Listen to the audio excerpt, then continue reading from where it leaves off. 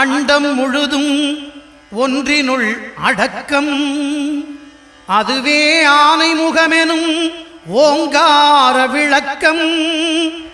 சுழலும் கோள்கள் அவன் சொல் கேட்கும். அவனை தொழுதால் போதும் நல்லதே நடக்கும். ஆனைமுகனை தொழுதால் நவக்கிரகங்களும் மகிழும். நல்லதே நடக்கும், நல்லதே நடக்கும்.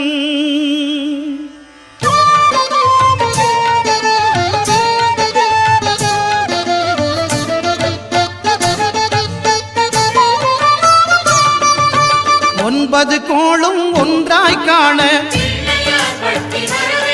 அங்கு கற்பகம் என்னும் கடவுளின் மெய்யில் ஒன்பது கோளும் ஒன்றாய் காண